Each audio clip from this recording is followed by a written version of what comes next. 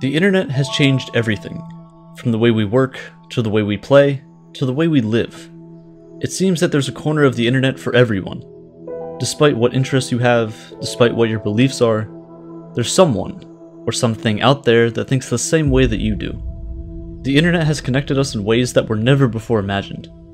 It's a place where everyone from anywhere on Earth can come together. There's so much stuff on the internet, most of which you don't even know exists. If you want something, anything, whether it be a service or a product, legal or illegal, moral or unethical, the internet has it. You can choose to use this for good or bad. Much like the surface web that we all use every single day, the dark web is full of websites and forums and services that we can use, but it's hidden under a layer of protection. Under the surface lies a nest of dark and hidden activities that are blocked off from the rest of the world. The dark web is the haven for illegal online activity, and it goes deep, much deeper than you might imagine. It's a place where criminals, predators, spies, drug, and even human traffickers lie. And it's all hidden in plain sight. You could access it in minutes if you wanted. But should you?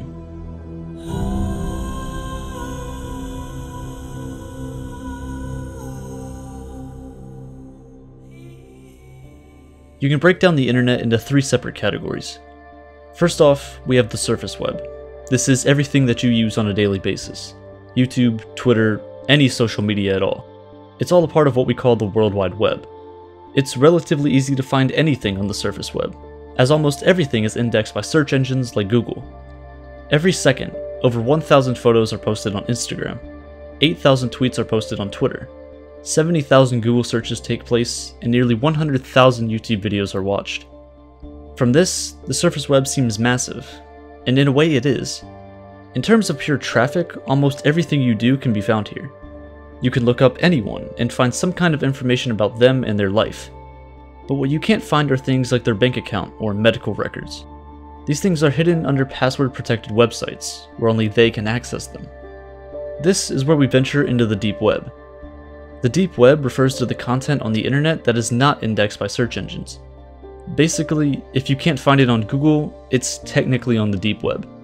If you've ever logged into your email, you've browsed the deep web technically. And I know it might be a little disappointing that the deep web is not as cool as it sounds. It's pretty much just as mundane as the surface web, but with just a bit more secrecy. But realize that the deep web is the most massive part of the internet. The deep web contains 96% of everything there is on the internet. So even if you got online every single day and searched through new websites for the next 50 years, you wouldn't even put a dent into the pure amount of information there is on the internet. There's just too much to go through, most of which you couldn't even get access to. But even further and deeper than the deep web, in the tiniest sliver of the internet, lies the part of the web where things don't leave. Websites that are encrypted to hide their existence, sites without IP addresses to make them nearly unrecognizable, accessed by users with encrypted software to completely mask their identities. Here, anything and everything goes. We've reached the dark web. But how does this even work? How can you hide from the rest of the world on something that pretty much everyone has access to? If you're browsing the surface web, chances are the FBI man is watching you. Alright, not really, but for the average person, everything you do online can, and in many ways, will be tracked. Many websites will track what you're searching and looking at, and in turn advertise products or services to you that fit that description. This isn't anything new. Facebook, Amazon, and most social media sites are guilty of this. They sell your data to advertisers around the world, and you agree to it in those terms and conditions that you didn't read. This isn't a coincidence, and this doesn't happen by accident. The internet wasn't made to be anonymous. Some people see this as an invasion of privacy. Others don't see a problem with it at all. But how far can we let this go before it turns bad? Funny enough, the United States government thought this too, over 20 years ago. They wanted a system that could protect their communications while online. Since the internet wasn't designed for everyone and everything to remain anonymous, in a way, anyone could intercept government transmissions while they were being relayed, and this was unacceptable. So in the mid-1990s, researchers at the US Naval Research Laboratory began working on something called onion routing. Onion routing protects any data sent by essentially wrapping it with multiple layers of encryption, where the innermost layer contains the original message. Look at it like this. Let's say you need to get a message from here to here. But in order to get that message to the end, you have to go through 3 midpoints. We'll call them A, B, and C. The message is then wrapped in 3 layers of encryption.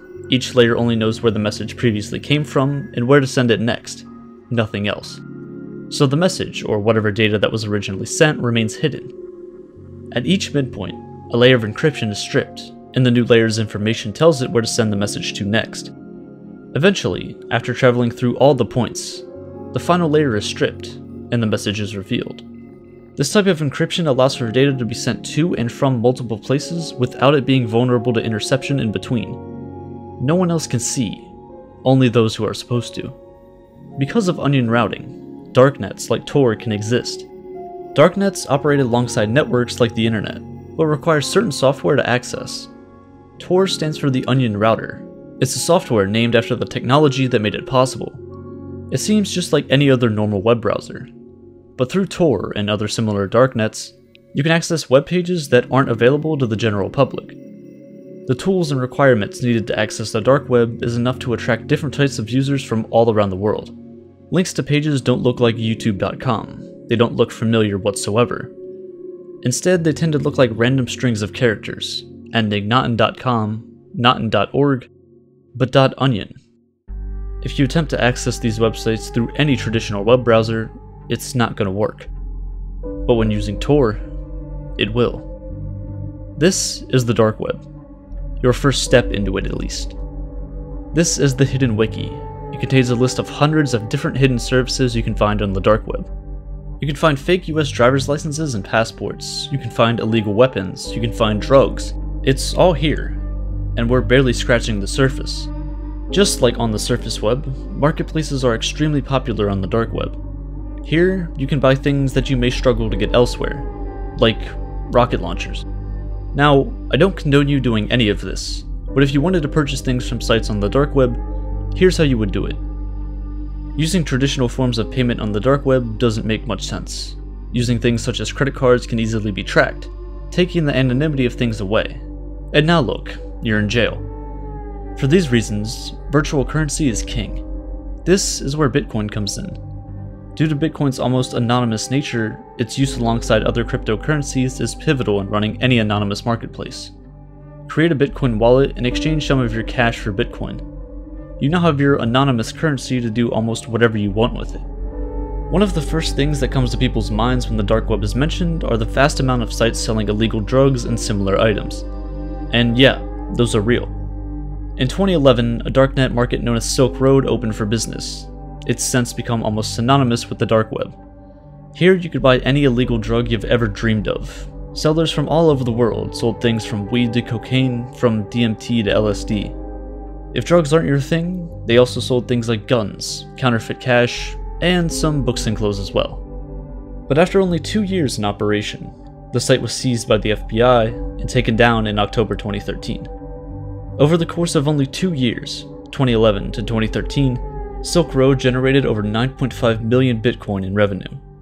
Now, stretching this a bit, if you sold these Bitcoin at the peak of its price in 2017, which was roughly $20,000, Silk Road's total revenue would amount to over $187 billion in just 2 years. Silk Road and other dark web markets actually played a pretty big hand in the rise of Bitcoin. In 2011, when Silk Road was created, Bitcoin was valued at less than $1. But because the dark web pretty much requires a decentralized cryptocurrency, it was a perfect choice.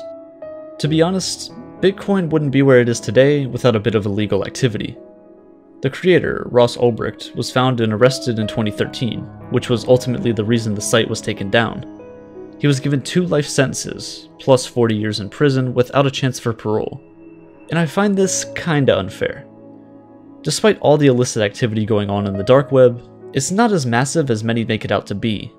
Many of the larger services end up getting taken down, whether it be by a local government or even the FBI. But where there's demand, supply will inevitably show.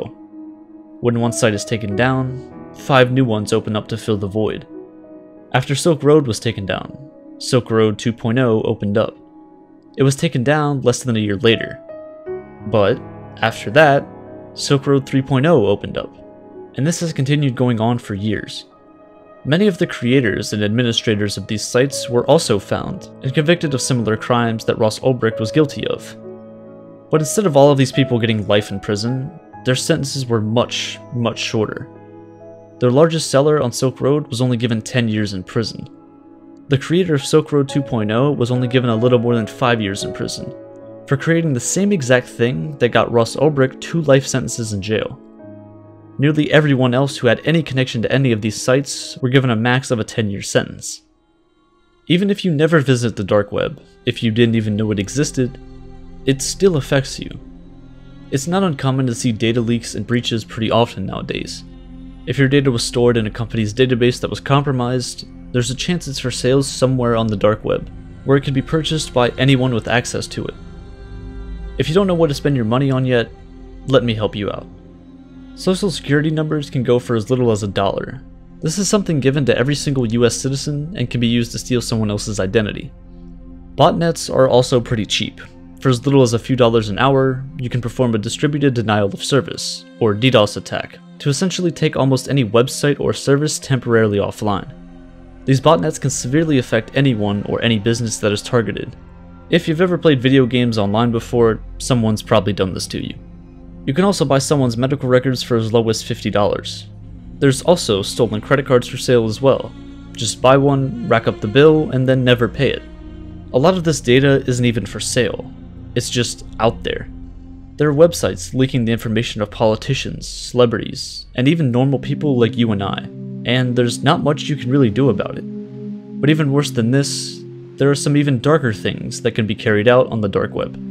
There are multiple hitmen services claiming to be able to kill almost anyone in the world you want for as little as $5,000. Many of these have been revealed to be scams, but not all of them. But even though these may be scams, the fact that there are people out there who trust random people on the internet to carry out real murders is concerning to say the least. There's also services selling real human organs. How they acquired these, we'll never know. But if you need one, they're there. Child pornography is, unfortunately, a larger part of this than I'd like to admit. Sites such as Lolita City and Playpen have been taken down. But during their peaks, sites like these had over 200,000 users. Similar forums exist that discuss ways of abducting children from different parts of the world, where people would have discussions about how to hide them, what kind of kids they owned, and even darker things that they would do to them when no one else is around. This is only a small look into this deep and dark corner of the internet. The lack of rules here allows anything to exist. The deeper you go, the scarier things you'll find.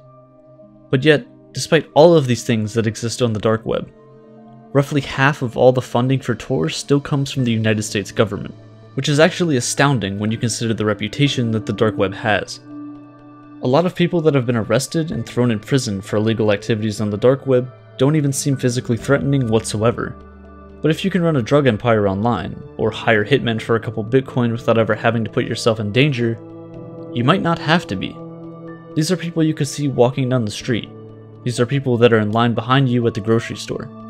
They seem just like normal people, and you wouldn't even know what they're a part of just by looking at them. The dark web is portrayed as the vast criminal underground where millions of the worst people in society lurk.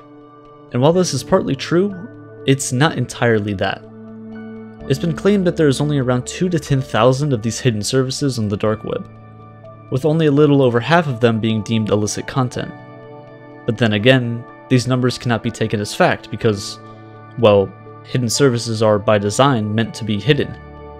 Out of these few thousand websites, only less than 6% of people who use Tor actually use these hidden services. That's less than 120,000 people. Out of the billions of people who use the internet, 100,000 use the dark web. Out of the billions of websites that exist, a few thousand of them are deemed illicit. This is just a drop of water in the ocean. There's no surprise that not everyone in the world is as genuine as they may seem. But that's the gamble you take. That's the price you pay for this. While those darkest parts of the web exist, other parts exist to help the rest of the world. Plenty of countries around the world censor internet content that is deemed to be obscene by a higher power, typically governments. The dark web provides a haven where none of this censorship exists, providing the truth in many situations that people otherwise would have never seen. It gives people a place to truly speak about and report on things that are important, without fear of censorship or even physical threats. Many of the largest news networks operate dark web services to allow people to come forward with information without the fear of being caught or publicly ridiculed. But, to be honest, everyone puts their entire lives on the internet at this point. 10 or 15 years ago, this would have been absurd and, quite frankly, stupid. But now, it seems pretty normal. In a way, we're slowly giving up internet privacy, but the dark web kind of protects that. It gives people a way to take their privacy and anonymity back. Whether they use this in a positive or negative way is up to them. The drugs that are sold on the dark web, while mostly illegal, can have some positive uses. If you're in a place where they aren't sold, you could purchase them there. While the FBI, governments, and much of the public believe Silk Road had vastly negative effects on the world, Ross Ulbricht thought otherwise. He believed he was doing the world a service. Rather than the violence that can result from the trading and dealing of illegal drugs, Silk Road provided a safer, more genuine experience, which brought opportunity to the masses, and protected people as opposed to putting them at risk. But despite this, despite his apparent peaceful and non-harming nature, he was one who actually used these hitmen services on the dark web in attempts to have 6 different people killed. It all depends on how you view it, and how open you are to interpretations. The dark web doesn't have to be a terrible place. It's only scary if you go looking for things that you don't want to see. You can't necessarily get rid of them, but you can avoid them. There are some things that the average person just shouldn't see. And if you don't want to fall victim to this, I'd stay away from the dark web. Whether or not you believe it's as bad as it's made out to be, if this is the first time you're hearing about it, you probably don't know what you're getting into. And once you're in, you aren't leaving.